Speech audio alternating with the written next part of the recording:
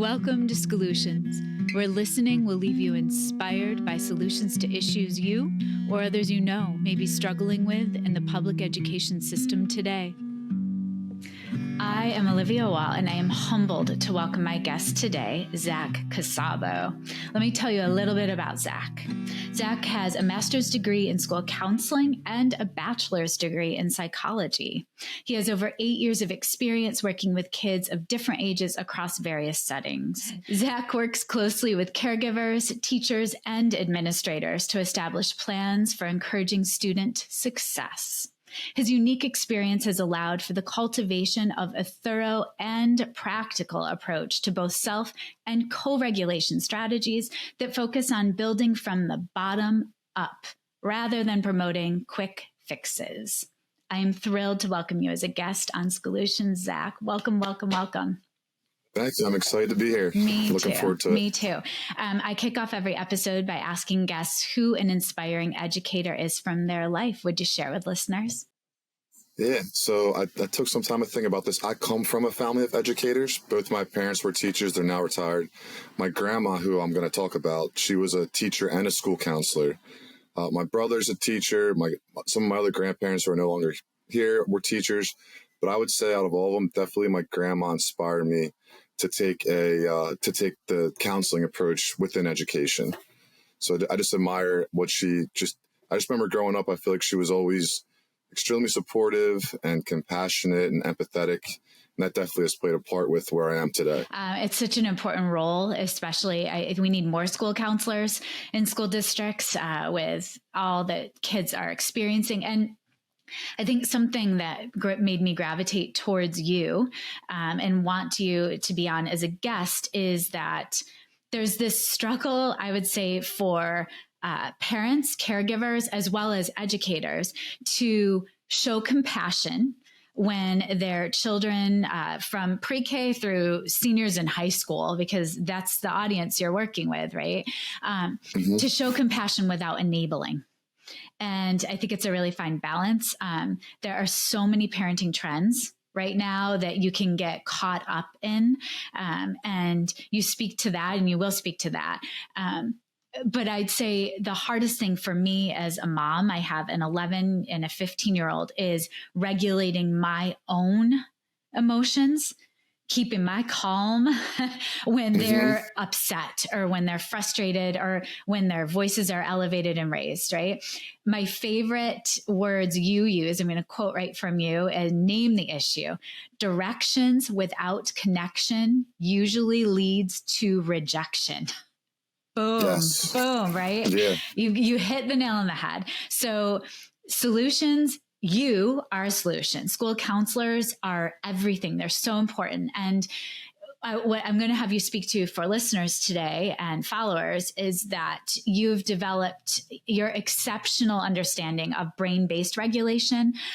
You've developed behavior and emotional management systems, especially in your work with students that are deemed like have behaviors at tier 3 and tier 4. You can speak to that.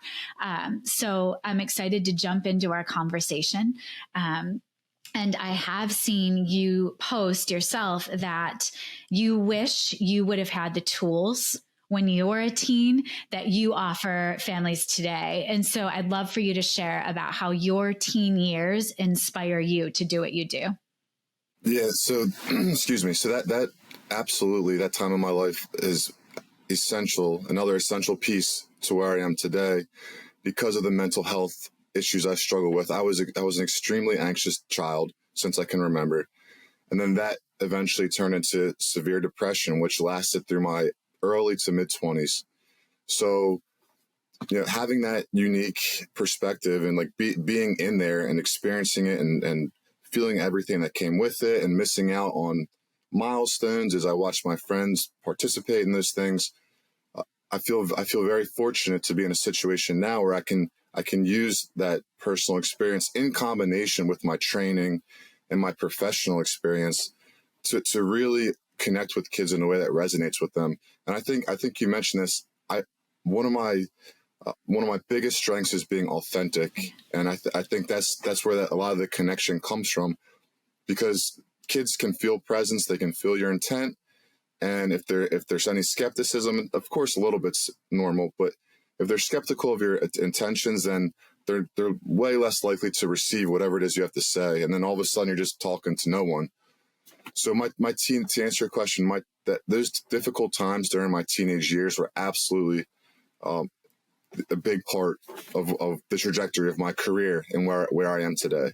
Yeah. And I would say kids in general, boy, they can read people. They're masterful with reading situations, reading people, feeling others' anxiety. And they may act out in ways that don't make sense because of it. But I did say that your social presence is phenomenal, and your reels, it made me gravitate towards you of just how real you are. And I think it will benefit followers tremendously. Your current role right now, I want to make sure that everyone knows you're a K through 8 school counselor, and you're working with the Delaware County Intermediate Unit, Yes. and you're bouncing between 3 buildings, 3 schools. So talk to people, what does that role entail? And then I'd love to hear some challenges and successes that have come. Yeah, so I recently accepted that position towards the end of last school year. I was looking for a new opportunity to grow. I was at my previous building for almost 7 years, and I loved it there. I absolutely love the kids, and I would love to talk to, because that's where most of my content ideas come from. I would say is that experience. Yeah. But this new experience it's awesome. I get to work with different staff, different kids. I get to see both the whole spectrum of demographics with regard to class. So the one building is every kid is there on a scholarship. They don't pay anything. And then the other one is if anyone's listening is from the Philly area, it's more of like a mainline type clientele where higher income earning families. So it's really neat to see the distinction in behavior with regard to class and other differences in demographics.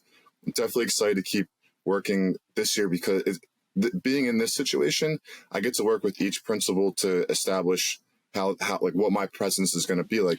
Now, I'm a strong advocate for classroom guidance. I do think that if we are honest about the current needs of society in general, then tier 1 has to be the priority. Proactive, preventative measures. That means every child, in my opinion, should have access to a school counselor on a regular basis.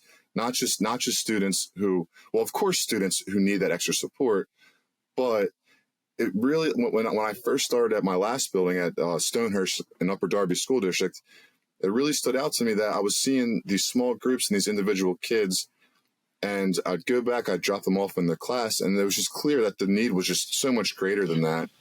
So, and we can talk more about my role at that previous building, but I was fortunate. I kind of took advantage of some change in leadership where I kind of asserted myself as like a classroom guidance counselor, where every classroom got to see me once a week. That's awesome. So, yeah. So that's great. I'm excited to continue doing that, and then also just finding other ways to be creative with my role. Yeah, I love, I think it's really hard for educators today to know when to shift, whether it's shifting within a school district, shifting positions, also seeing not as betraying the past children, like just moving on. But I think that when the time is right to switch and move, and there's no shame in that. And I'm excited for your future. And I like that you're able to define your role a bit and have autonomy with that. I know most of your past experience was with the other building, with the other school districts. So share, what are some of the challenges that you saw students facing, grown-ups facing over and over as a pattern? And then what are some successes that your work led to as a result? Yeah, sure. So I'll start with just the students, and then I'll shift to the adults. So my last building was a Title I building.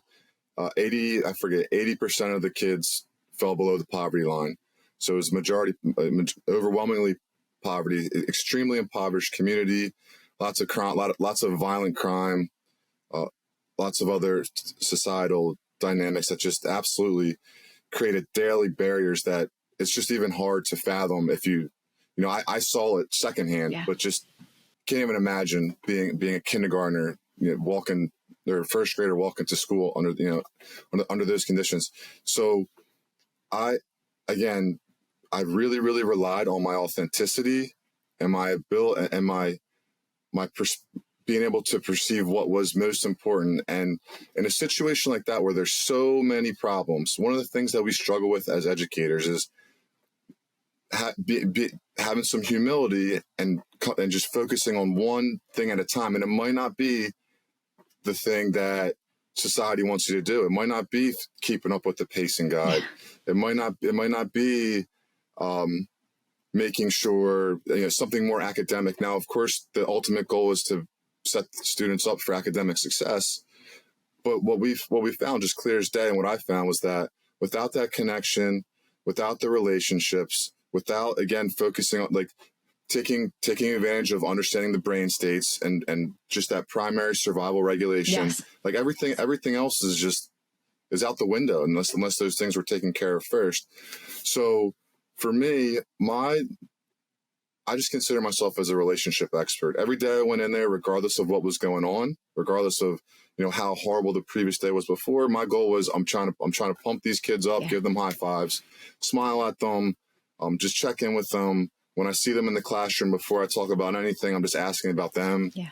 What are you looking forward to this week or this weekend? Do you have anything you want to share? So just really, really trying to just build those relationships so that, like I said before, we could even be in a position to learn. Yeah. Just because the concerns were so overwhelming with some of the behaviors. Yeah. I love something you just said, that every day was a clean slate, because I think something I see in education is that when a pattern is established and there's an expectation for misbehavior, it gets really dangerous. And I know one of my first years teaching, I was in California and I was in a shop and I saw this beautiful painting, and it has a sunrise and a bird, and just like woven into the clouds is the saying, with each new sunrise, life begins anew. And my first gig, my first teaching job, that's how the door decorating was big then. And I made that on my door. And I actually kept that saying on my classroom door, no matter where I was in the world, the rest of my teaching career when I had my own class, because I think kids deserve that.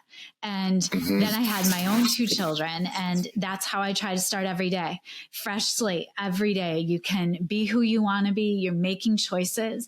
And I think that those of us that live in privilege, we often have no concept of what it's like to carry the burdens that these children are living with and experiencing at home.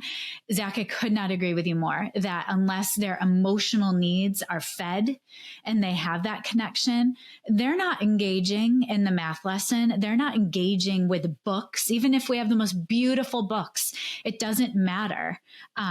So that is a priority, is huge.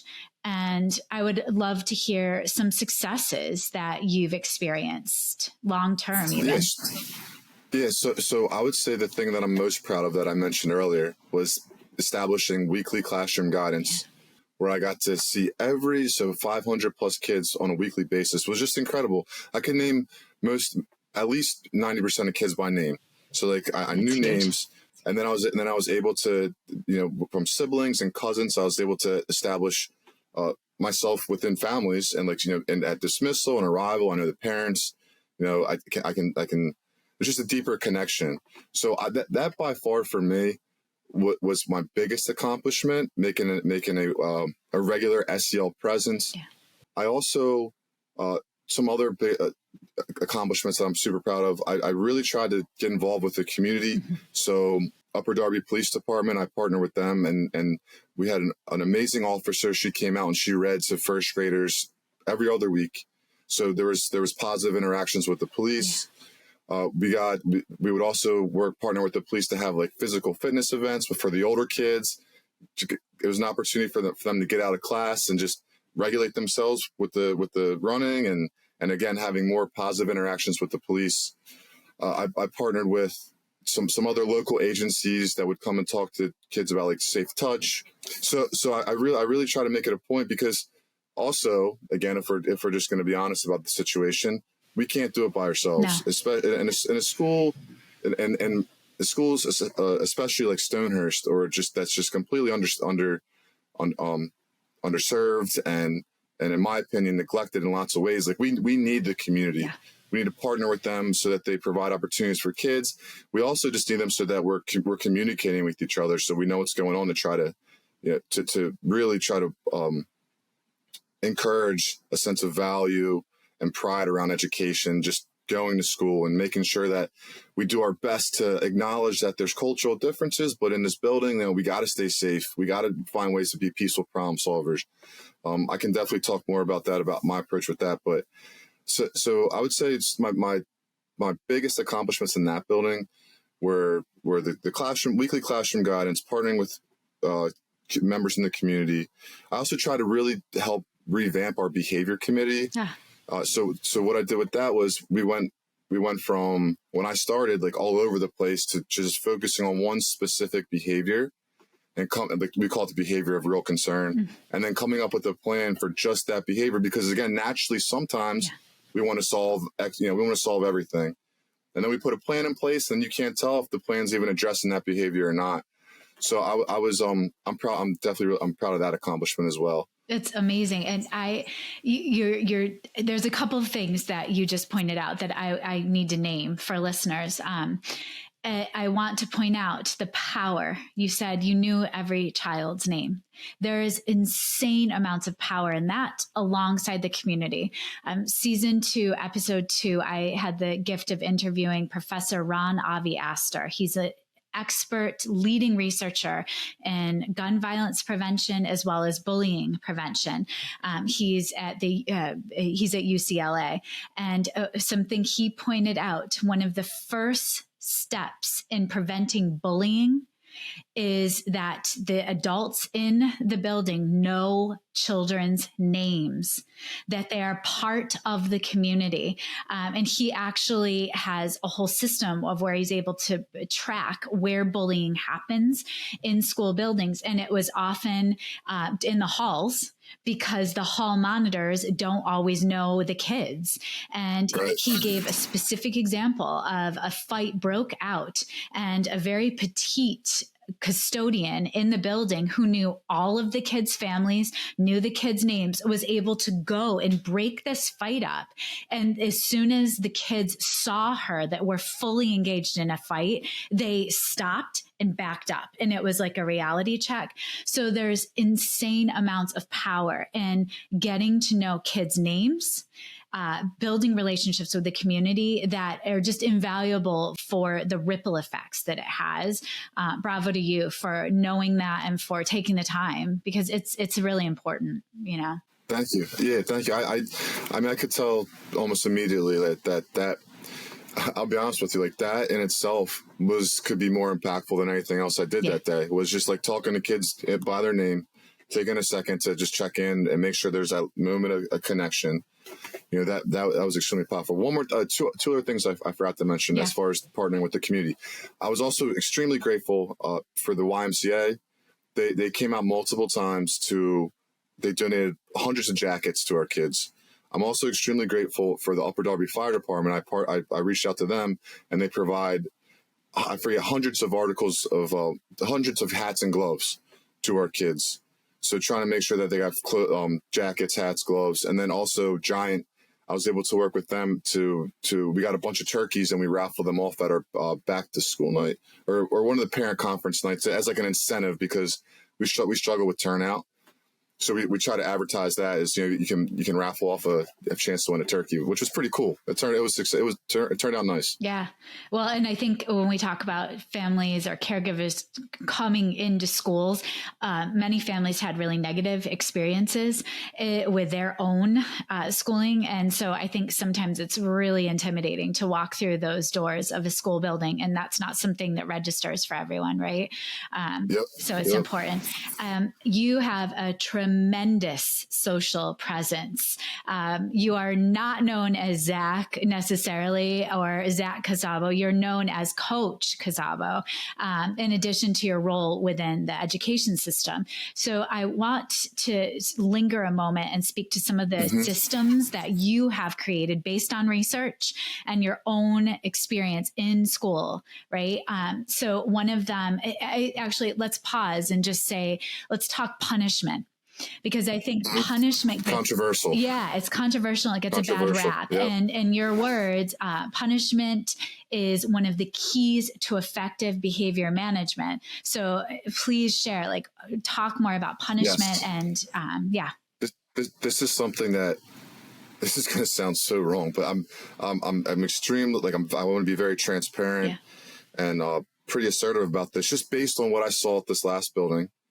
And I'm going to get there in a second. But one thing I just want to clarify is that when people hear the word punishment, it's such a loaded word that sometimes we think, like, you're missing out for weeks on end, or like you're getting yelled at, or, lots of times we go to the most extreme situation in our mind because we care about kids. Like, we don't want them to be in an excessive situation. But when I say punishment, I mean a system created by people to decrease the future frequency of a problem. Now, a lot of people will use the word consequence, and that's fine. But, like, based on my training, when I hear consequence, I think of outcome. So it doesn't necessarily mean a punishment. It could mean a variety of things. But again, it's semantics, whatever people are comfortable with. What I have found from my experience at the last building, and there was some change in leadership, so it took us a while to get there. But when kids, I advocate for a specific sequence. You always give opportunities to build skills first. You don't punish if the child doesn't know what to do. That damages relationships, and it discourages them from using skills in the first place. So and when people criticize me about this, they tend to overlook the first two phases that I advocate for. Yeah. So I always advocate for skill building, making sure that they have the proper amount of time to actually integrate those skills, because you don't just say it one day, then expect them to do it tomorrow. Like, you have to give them some time.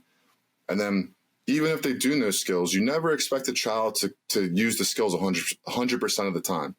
So as adults and leaders, it's our job to coach them through it by giving them opportunities to self-correct. To self-correct.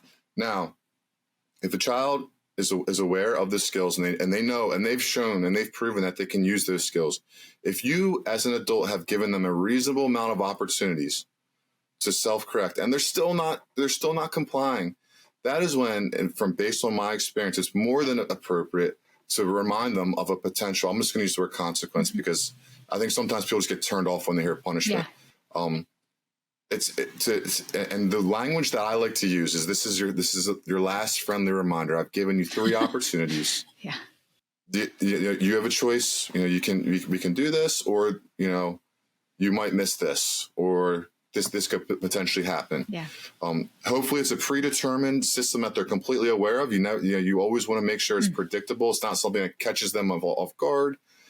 I always advocate for, you never lead with punishments. You don't ever start you don't ever start an interaction with, this is going to happen to you if you don't, if you don't comply. You should never over punish, and you should never, if you're relying on punishment, or even if, last night I did an Instagram live on my redirection system, and even relying on redirection, you've lost. So a lot of it is what I call pre-direction, which is everything that leads up before the initial direction that's going to encourage it in the first place. But consequences give kids concrete timelines to comply. And there's some kids who are precocious and they're exceptional and they don't need that, and they can figure it out. But I think as a society, we're overlooking the bell curve. And most kids, sometimes they need that extra motivation to say, okay, it's time to get it together. So I want to. Sorry, that was a rant. No, and so I think, like, again, punishment is a very loaded word, and I think compliance is a loaded word as well. And so I have, like, a negative vibe with the word compliance, because it means like sometimes I'm doing something that someone else is telling me to do, whether it's good or bad, right? As a teacher. So I often say, like, I speak to the differences between compliance and proficiency.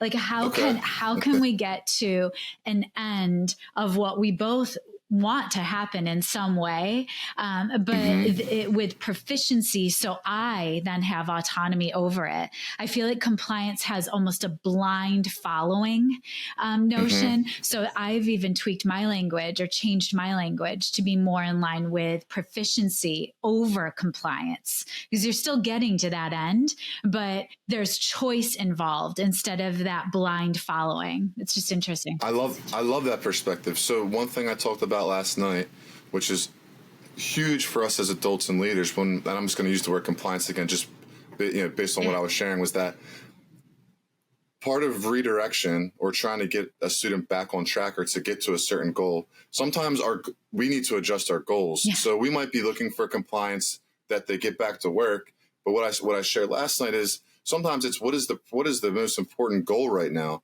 Right now, the most important goal is to connect with them before I even get to that let's get back to work part. Yeah. So maybe I'm looking for compliance with regard to using their regulation skills, yes, which would be proficiency, right, same thing. Yeah. But tweaking that goal, chunking the goal as an adult to get to that final result. Because like you said, I agree with that perspective that sometimes, especially from a child's perspective, it's just like I have to go from A to B when really it's like A, B, C, D, E is what the final thing that I actually want them to get to. Yes, yes.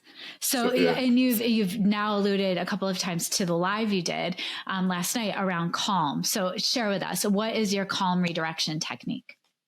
So this is this kind of intuitive. I wouldn't say that like some of the strategies are by no means original, but the sequence, the way in which I use the sequence, I from what I know is original.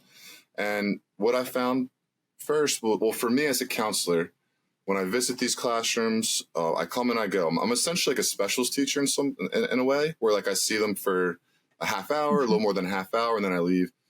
I see kids in passing. I respond to extreme behaviors. I have to be a lot more crafty. Yeah. I know that sounds manipulative, but I have to be a lot more crafty with the way in which I talk to kids, because I don't have the classroom consequence systems to rely on or some of those other things. So the first thing I noticed was that regardless of, unless it's a safety concern, one of the best things you can do when you first notice a child's, if they're showing an undesirable behavior, is to acknowledge them in some way. Mm-hmm. So you give what I call it a small dose of attention. And this will be the C, which stands for, I call it corrective validation. So you find a way to validate what they're doing to establish a connection, but then you share either a time that's appropriate for the behavior or what they should be doing instead right now, or what would be more acceptable right now. Yeah, okay. So an example would be, I see a kid in the hallway, they're running. I love to run. That looks like a lot of fun, but I need you to walk right now. Okay. I want you to stay safe. Or in the classroom, a kid's yelling at me. You're allowed to be angry. You're entitled to feel angry. I need you to talk to me respectfully. Mm-hmm. So instead of just going like right at them, and if for all the veteran teachers out there, when there's a time and a place, but long-term sustainable strategies is we got to find ways to prioritize the relationship. So before we even, and I'll show you, I'll go to the next steps here. But before we even get to the next steps, it's how can I find a way to connect? Yes. So that's the C, corrective validation. So for everyone listening out there, that doesn't work all the time. Plenty of times where it doesn't work. So the A in CALM stands for ask for choices. Choices are great because it gives kids a sense of autonomy. Hopefully, as the leader, you're giving them reasonable choices. So really, as the leader, as the adult, you're still ultimately in control, but you want them to feel some control over the situation. Right. So also, what I've noticed is that when kids are dysregulated, they're not using, they're in their brainstem, they're in their survival brain state. So they're not thinking clearly to decide which choice is best. So it's a great way to lessen anxiety too, is by here are the choices. Yes. Instead of, well, what can I do? I'm just going to dig in and I'm just going to keep doing, yelling, screaming, like you can do this, you can do that. So an example might be I can help you get back to work, or we can take a second and take a deep breath. Okay. So that would just be, now it depends on the situation. Now if the L stands for listen. So if they choose one of those choices, you find a way to praise them. That's a great choice. I love that choice you made. If they don't, you can let them know you'll choose for them. look, I'm working with you. You can choose, or I'll choose for you if you can't. And then the final thing, the M stands for move on. And this is my biggest takeaway from when I worked with adjudicated teens. So these were kids who it was either jail or this placement. And what I noticed was that the veteran staff would almost always make it a point after a problem to say, we're moving on. The problem is done with, we're moving on. And I found that very interesting, because I would see these teens worked up, and then it would take them a little bit, but then you could see them, they're physically moving on and becoming less frustrated. And what I found in this last building, whether it's a first grader or a fifth grader, is sometimes kids, they get stuck on, is the adult still thinking about it? Are they still mad at me? Are they still, or just thinking about the problem in general? So moving on, trying to transition them from the problem to the next thing. Like, we dealt with it. It's, we're done with this. We're going to move on now. And obviously, depending on the person, you change your language to make it fit your style. But yeah. So I want to just pause with a couple of things you named. Yeah. That idea of connecting first, and then also, it's really easy for grown-ups to sometimes weaponize that behavior and keep circling back to it. So that idea of moving on, it is really, I would say, comforting for a student or for a child to believe that, you know what, I messed up, and now I get a chance to move on from that, move forward even, right? We're moving forward. Yeah. Yes. And I think it's really important, like everything you're saying, I just keep asking myself as an adult, how do I model that regulation, that calm? Because you did say, and it's so true, as soon as anyone, it doesn't matter your age, is yelled at, I think it's the amygdala in the brain, our fear, flight, or fight response, we shut down. You are not able to take information in. Your body, your brain is going through a full anxiety, fear, flight, or fight response. And so I think that we have to be really careful and calm. And it starts with us. It starts with us as adults regulating for our kids. And then that idea of moving on, it goes back to, with each new sunrise, life begins anew. And you have to really stick with it and not weaponize these behaviors so they become patterns. So I think that's powerful. I also know you have the TIP framework. Share what that is. So I established this from my own personal life with my depression and my anxiety. And what I found was that it sidelined me for so long, and it really, I wasn't taking action in the present for all sorts of reasons. I had a lot of limiting beliefs that were affecting me. So I want to make, before I describe it, I just want to make it known that this framework is more so for problem solving, is for taking action in the present. It doesn't necessarily resolve the issue at a deeper level. There's still going to be a time to process it at a deeper level. However, I'm a huge advocate for providing tools that people can use on a regular basis, whether they have access to therapy or not. So, or like counseling or expensive services, especially after working at the building I worked at the last building I worked at with that specific population. It blew my mind, the amount of need, and then how inaccessible resources, just from a strictly financial barrier. Mm-hmm. So this particular framework, the acronym is TIP. It stands for Take Responsibility, Identify Skills that you lacked at the time of the problem, and then practice those skills in the present. So this is a great way to regulate your survival brain state by feeling, and I'll explain each letter, but it's a great way to regulate your survival brain state by practicing skills that you're deficient in, so you feel prepared for the future. So let's say that there was some overwhelming situation that happened to you in the past. First step is always to take responsibility by acknowledging that you just simply didn't. Now, there's always exceptions, but usually it's I was unprepared. I didn't have the skills or the experience to be successful at the time. If I just leave that like that, I don't give myself the chance to really practice the skills that prevented me from being successful in the first place. And that's where people get stuck. Mm-hmm. That's where people get stuck because they just don't feel equipped to overcome potential problems in the future that might be similar. So after you take responsibility, you're just fully honest with yourself. You know, that was awful. I did not feel good, but just to be honest, I wasn't prepared. I didn't have the skills or the experience.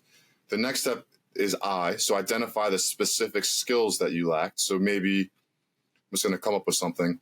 Maybe I lacked effective communication skills. I didn't know how to be assertive in a respectful way. Yeah. And maybe I was shouting at someone and I said some inappropriate things. So then it would be my responsibility to identify those specific skills, but to practice them in the present, so that, like I said, if they happen in the future, we feel more prepared. Mm-hmm. So a big factor with regulating our survival brain state is feeling prepared. So the psychological safety, there's the physical safety and the psychological safety. Physical safety is physical health, shelter, safe neighborhood. Psychological safety, a lot of it comes down to goals that help us build skills so that we're growing and we feel prepared.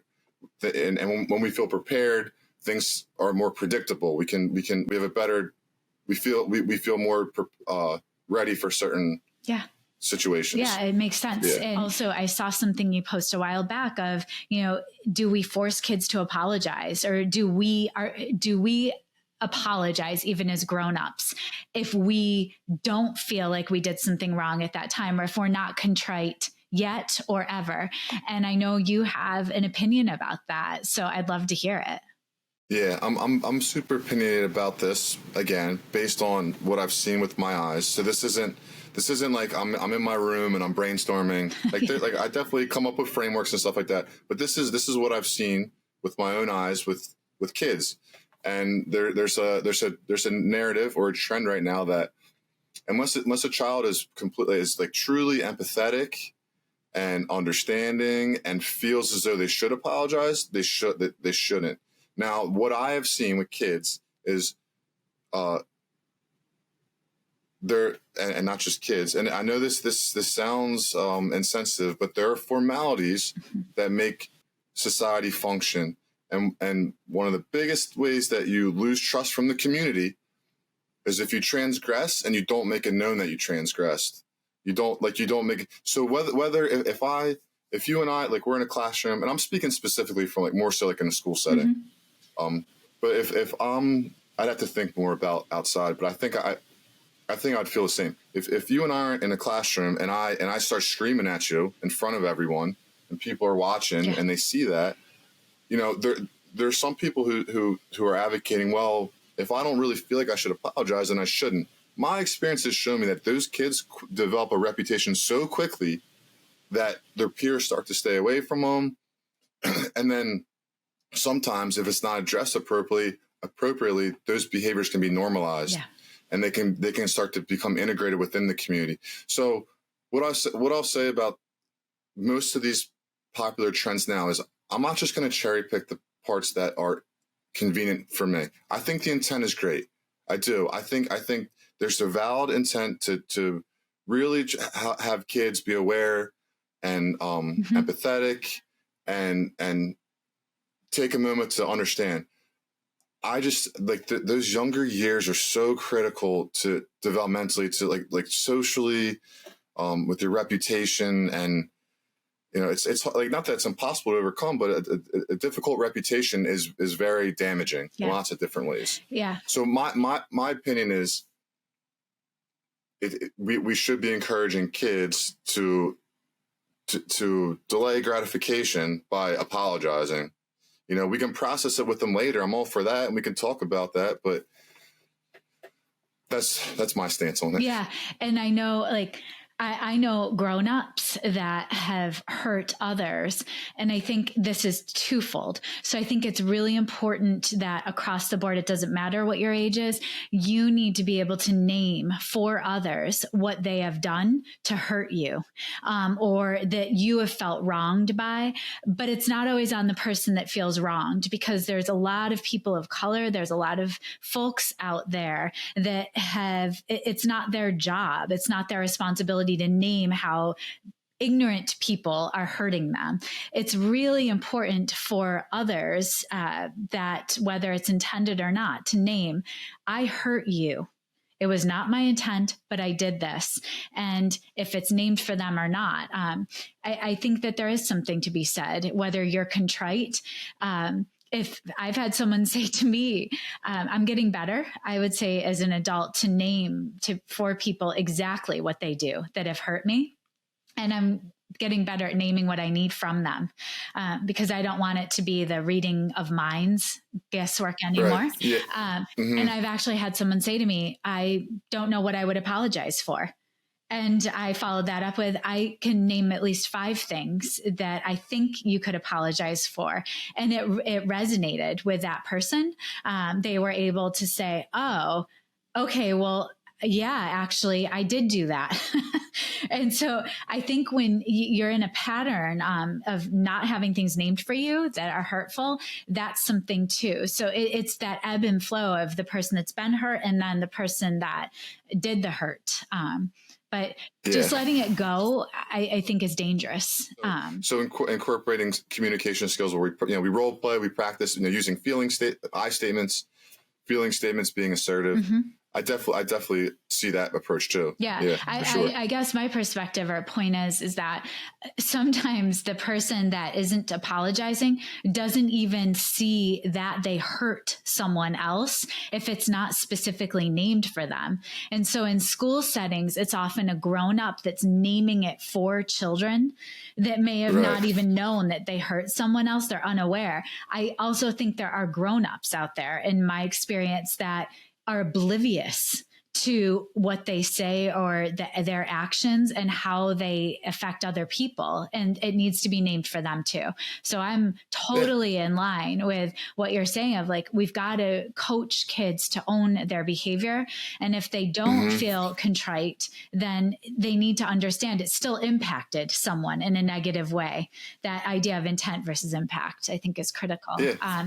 I'm interested, I didn't throw this at you before as a potential talking point, but what researchers do you vibe with, or what tools do you use a lot in your practice that have your back as a school counselor?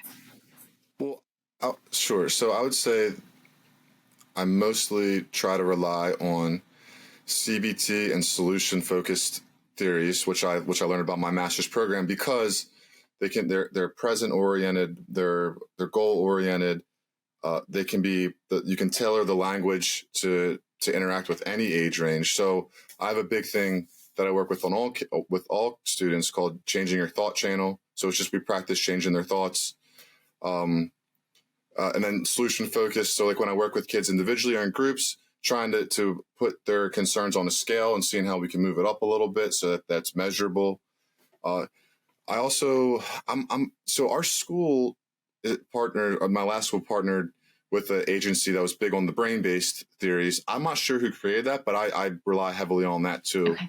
Okay. So just for listeners, there's 3 brain states: survival brain state, emotional brain state, and then I call it your mindful, but it's your executive brain state. Mm-hmm. And it's from the bottom to the top. And long-term regulation, being able to really be in control of ultimately your thoughts, because that's your mindful brain state, always starts from the bottom up. So making sure you're living a healthy lifestyle, you have goals that are helping you build skills, and then you have successful relationships that are consistent, fair, reciprocating. Recently, trying to think more about Erik Erikson's psychosocial development, his theory and the different stages, and how as a society sometimes. So his theory ultimately states that there's different stages, and there's if a child successfully completes a stage, they integrate a certain value, or if they don't, they integrate a maladjustment. Yeah. But the basic tenet, your thoughts control your feelings, and then your feelings influence your behavior. So sometimes we think naturally, I'm just going to change my behavior, but really we got to start with what's going through our minds, and how can we reframe it or change it altogether in a way that encourages us to feel better, which then motivates us to change our behavior. Yeah, I love your reels around changing your feelings, like the seasons or the weather, like it just having control. I think so much of when folks are struggling, it's because they feel out of control. They've lost touch with themselves and connections with others. So I'm so grateful for you, for your work. You know, Zach, what's our call to action? How can we as a community support you in your work and just ensure kids have what they need? That's a great question. I think so. I think my two biggest missions right now are one is trying to establish a narrative where we're being compassionate without enabling. So just trying our best to recognize that, and I agree with this, that past generations failed in lots of ways, but also, in my opinion, we're overcompensating right now. So I like to say that we went from dismissive to obsessive. So we went from dismissing people and their individuality, their feelings, to now it's like kids are getting obsessed. I recently wrote a blog article on this where I said, kids, we're going in, we're processing, but we're not coming back out. We're getting stuck. Yeah. And that's where like a lot of mental health issues are coming from. So my call, it would be awesome if as a community we can just start to just establish more balance with the strategies that we're suggesting. We're keeping in mind of basic theories like bell curves that we're talking, you know, it's easy to talk about the exceptions. Like, so I see a lot of big parenting accounts who they advocate for awesome strategies, but based on my experience, I feel like they're targeting the exception and not necessarily most of that bell curve. Yeah. So that, and then also with our teens, I guess I think that it relates to the teen part too, which is finding a way to be more honest and authentic with them in a way that's not enabling. Yeah. So that's my big thing, because I unfortunately I don't see it getting better soon, but I believe it can absolutely get better when we come together and we have conversations like this and we talk about different narratives. And I think what you do, and not just your work with schools and school districts, but also your coaching, the way you support caregivers and administrators and teachers, it's so important because it's giving adults tools as well to regulate themselves, self-regulate. And so they're game on when it comes to teens expressing themselves. We want teens that speak up and advocate. Yes. And so it's coaching them how to be effective in getting across their message to audiences and their listeners. What is the best way for followers to get in touch with you? Yeah, so you could definitely follow me on Instagram, TikTok at Coach Casabo, CoachKasabo. I have Facebook too. You can search Casabo Coaching and Consulting, and then I also have a website, just www.coachcasabo.com. So I'm hoping that you come check me out and give me a chance, because I know at first it's not the normal cup of tea, and it can be a little it's just different. But I know that if your listeners, the people listening, you give me a chance, you'll find value. Yeah, you'll find value. I totally agree with that. And I think what my favorite thing about this conversation does, it dispels some of the negative connotation with terminology. And I love that you had an opportunity to give the background of, your beliefs and share that with listeners. So thank you for the work you do. It is so important. There are not enough counselors in the world to support our kids these days. And I just support your mission wholeheartedly. Thank you so much, Zach. Yeah, thank you so much for this opportunity. Yeah, I appreciate absolutely. Take care. Scholutions is a podcast created, produced, and edited by me, Olivia Wall. Special thanks to my guest, Zach Casabo. Also, a big thank you to my older son, Benjamin, who created the music that's playing in the background. I would love for you to share the podcast far and wide. Leave a review, subscribe on YouTube, and follow us on TikTok, Twitter, Instagram, Threads, and Facebook at Scholutions Podcast. If you'd like to become a Scholutions sponsor or share episode ideas, leave me a SpeakPipe voice memo at my website, oliviawall.com/podcast, or connect via email at solutionspodcast@gmail.com. Please keep listening. Let's continue finding inspiration together.